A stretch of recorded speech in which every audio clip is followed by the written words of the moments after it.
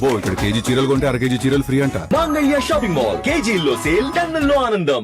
వైఎస్ఆర్ జిల్లా సుండుపల్లిలో అధికార పార్టీ నేతలు దౌర్జన్యానికి దిగారు.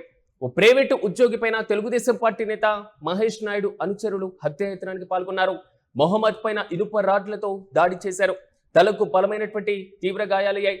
అయితే ఈ నెల 25వ తేదీన దాడి జరిగింది. ఈ ఘటన ఆలస్యంగా వెలుగులోకి రావడం మాత్రం కొంతవరకు కలకలం రేపుతుంది. పాత కక్షలు మనసులో పెట్టుకొని దాడులు చేశారని అంటున్నారు బాధితులు. అయితే పరిస్థితి విషమంగా ఉండడంతో గడప రిమ్స్ హాస్పిటల్లో ప్రస్తుతం చికిత్సను పొందుతున్నారు మహమ్మద్. కేసు నమోదు చేసి విచారణ కూడా చేపట్టారు పోలీసులు. అయితే ఈ పూర్తి స్థాయిలో దాడుల వరకు వెళ్లాల్సినటువంటి సిచ్యువేషన్ ఎందుకు వచ్చింది? యూటీవీ స్క్రీన్ పైన విజువల్స్ లో మనం చూస్తున్నాం. మొహమ్మద్ ను పట్టుకొని తెలుగుదేశం పార్టీ నేత మహేష్ నాయుడు యొక్క అనుచరులు దాడికి తెగబడుతున్నటువంటి వైనం స్థానికంగా ఒక్కసారిగా కలకలం రేపినటువంటి సిచ్యువేషన్ మనం చూస్తున్నాం.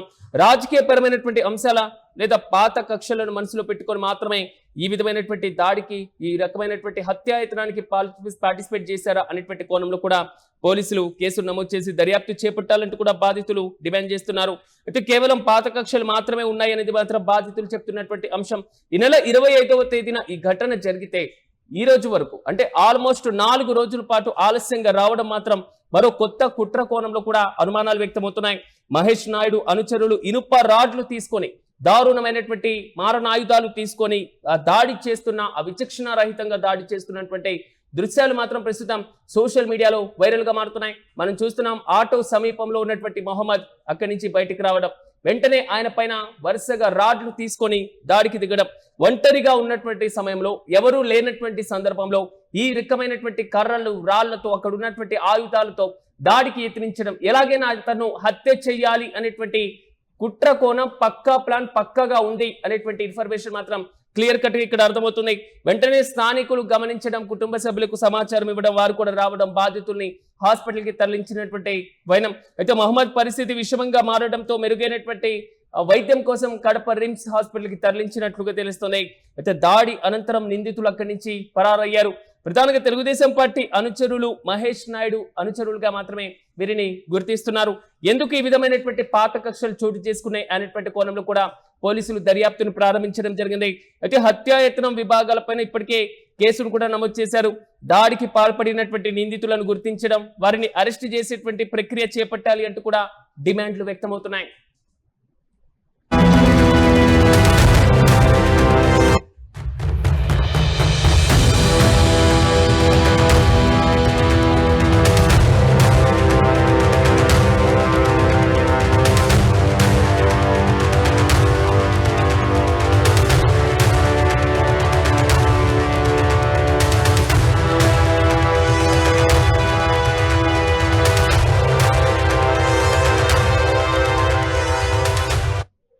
ఇక ఇదే అంశంపై మరింత సమాచారం మా ప్రతినిధి కిరణ్ అందిస్తారు. కిరణ్ చెప్పండి, వైఎస్ఆర్ జిల్లాలో చోటు చేసుకున్నటువంటి ఈ దాడి సోషల్ మీడియాలో వైరల్ గా మారుతున్నాయి, దానికి సంబంధించినటువంటి విజువల్స్. కానీ అధికార పార్టీ నేతల యొక్క దౌర్జన్యం ఇంత భారీ స్థాయిలో ఉంటుందా అనేది మాత్రం నెటిజన్ల దగ్గర నుంచి వస్తున్నటువంటి కామెంట్స్. అసలు ఈ దాడికి సంబంధించిన పూర్తి అప్డేట్స్ ఏంటి? వైఎస్ఆర్ జిల్లా సుండుపల్లిలో అధికార పార్టీ నేతల దౌర్జన్యం రోజు రోజుకు పెరిగిపోతుంది. అయితే ఇక్కడ ప్రధానంగా గతంలో సుండుపల్లె అత్యంత ఇది ఏదైతే సమస్యలు లేని ప్రాంతం, ఏదైతే ప్రజలు కలిసి పనిచేసే ప్రాంతం, అదేవిధంగా విద్వేషాలకు, రాజకీయ కక్షలకు కూడా దూరం ఉండే ప్రాంతం, ఎవరి పనులు వాళ్ళు చేసుకుంటూ జీవనం కొనసాగించే ప్రాంతంలో ఒక్కసారి అలజడలు చెరిగాయి. అయితే ఇక్కడ ప్రధానంగా ఒక ప్రైవేట్ ఉద్యోగిపై స్థానికంగా ఉన్న టీడీపీ నేత అనుచరులు దాడి చేయాల్సిన పరిస్థితులు ఏంటి, పాత కక్షలు ఏంటి, ఆ ఉద్యోగిని విచక్షణారహితంగా కర్రలు, రాడ్లతో దాడి చేయాల్సిన పరిస్థితులు ఏంటి అనే అంశాలపైన పోలీసులు క్షుణ్ణంగా విచారణ చేస్తున్నారు. అయితే ఇటీవల కూటమి అధికారంలోకి వచ్చిన తర్వాత ఆయా జిల్లాల్లో, ఆయా నియోజకవర్గాల్లో అధికార పార్టీ నేతలు అటు ప్రతిపక్ష నేతల పైన కాకోకుండా ఇటు ఉద్యోగులపైన, ప్రైవేటు ఉద్యోగులపైన దాడులు జరుగుతున్నాయి. వీటిపైన హోంమంత్రి కానీ, సీఎం చంద్రబాబు నాయుడు కానీ ఎక్కడా స్పందించింది లేదు. ప్రస్తుతం ఏదైతే రాష్ట్రంలో జరుగుతున్న కూటమి పాలన, రెడ్ బుక్ పాలన నడుస్తుందంటూ వైఎస్ఆర్సీపీ నేతలు విమర్శలు కొనసాగిస్తున్నారు. అయితే ఇక్కడ ప్రధానంగా ప్రైవేట్ ఉద్యోగి మహమ్మద్ పై పాత కక్షల నేపథ్యంలో పాత కక్షల నేపథ్యంలో దాడులు చేశారు. దాడులు కానీ చేశారనే కిరణ్, అంటే ఆరోపణలు- రాజకీయంగా అండదండలు ఉంటే, రాజకీయంగా వారికంటూ ఒక పూర్తి స్థాయిలో ప్రాబల్యం ఉంటే, అసలు ఇలాంటి పరిస్థితుల్లో వరుసగా ఇలాంటి దాడులు తెగబడితే రాష్ట్రంలో శాంతి భద్రతలు అనేటువంటి అంశంలో ఒక పెను ఛాలెంజ్ మనం చూస్తున్నాం. అసలు దీనిపైన ఏ విధమైనటువంటి సంకేతాలు ప్రజల్లోకి వెళ్ళేటువంటి అవకాశం ఉండొచ్చు? శ్రీరాజ్, ఈ నెల 25వ తేదీన దాడి జరిగితే దాదాపు 4 రోజుల వరకు ఈ దాడి విషయం బయటికి రాలేదు. సీసీ విజువల్స్ మనకు స్పష్టంగా కనిపిస్తున్నాయి. Yes. ఎందుకు దాడి చేశారు అనే కారణాలు కూడా బయటకు వచ్చిన పరిస్థితి లేదు. ఎందుకంటే ఇక్కడ ఇటీవల టీడీపీ అధికారంలోకి వచ్చిన తర్వాత రాష్ట్ర వ్యాప్తంగా శాంతి భద్రతల సమస్యలు, రాష్ట్ర వ్యాప్తంగా దళితుల పైన దాడులు, రాష్ట్ర వ్యాప్తంగా ఆయా సామాజిక వర్గాలకు సంబంధించిన బీసీ నేతల పైన కూడా దాడులు జరుగుతున్నాయి. అయితే వీటిని ఎక్కడ కూడా మీడియా ప్రొజెక్ట్ చేసిన పరిస్థితి లేదు. అటు సోషల్ మీడియాలో వైరల్ కావడం, సోషల్ మీడియాలో వైరల్ అయిన తర్వాత ప్రభుత్వం చర్యలు తీసుకోవడం, అటు పోలీసులు చర్యలు తీసుకోవడం యథావిధిగా జరుగుతుంది. ఎందుకంటే ఇటు కడప జిల్లాలో జరిగిన సుండుపల్లె వ్యవహారమే కాకుండా అటు కూటమి అధికారంలో ఉన్న ఇటు గోదావరి జిల్లాలు కావచ్చు, ఉత్తరాంధ్ర కావచ్చు, రాయలసీమ జిల్లాలు కావచ్చు, దాడి జరిగిన తర్వాత ఎక్కడ కూడా బయటికి రాకోకుండా భయభ్రాంతులకు గురి చేస్తున్నారు అనే ఆరోపణలు ఉన్నాయి.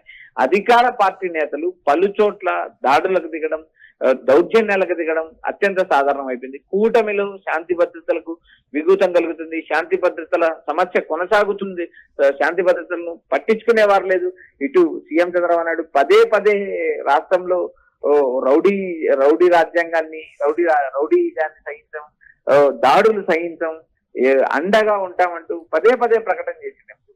ఏదైతే రంపచోడవరం అంశం చూడొచ్చు, ఒక 10వ తరగతి అమ్మాయి ఆత్మహత్య చేసుకునే నేపథ్యం, ఇలా వరుసగా జరుగుతున్న సంఘటనలు రాష్ట్ర వ్యాప్తంగా కూటమి పాలనలో ఏం జరుగుతుంది అనే అంశాలపైన కూడా ఒక చర్చ నడుస్తుంది. అయితే సుండుపల్లె లాంటి ప్రాంతంలో ఏదైతే వివాదాలకు దూరంగా ఉన్న సుండుపల్లె లాంటి ప్రాంతంలో ఒక్కసారి ప్రైవేట్ ఉద్యోగి మహమ్మద్ పై ఏకకాలంలో మహేష్ నాయుడు అనుచరులు దాడి చేయడం, విచక్షణ రహితంగా కొట్టడం, అక్కడి నుంచి వెళ్లిపోవడం, స్థానికులు చూసి ఆయన్ను హాస్పిటల్కి తరలించడం. అయితే ప్రస్తుతం మహమ్మద్ కడప రిమ్స్ హాస్పిటల్లో చికిత్స పొందుతున్నాడు. అయితే ఇక్కడ ప్రధానంగా దాడికి గల కారణాలు ఏంటి అనే అంశాలపైన పోలీసులు ఆరాధిస్తున్నారు.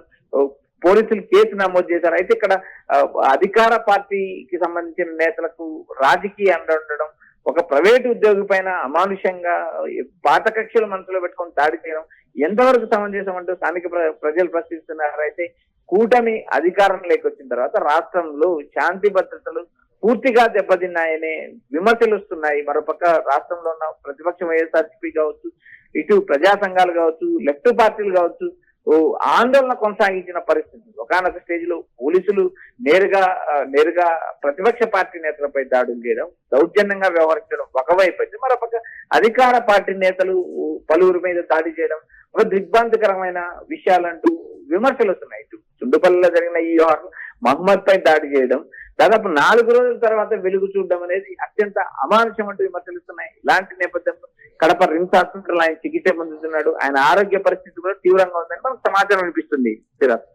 Right Kiran, thank you.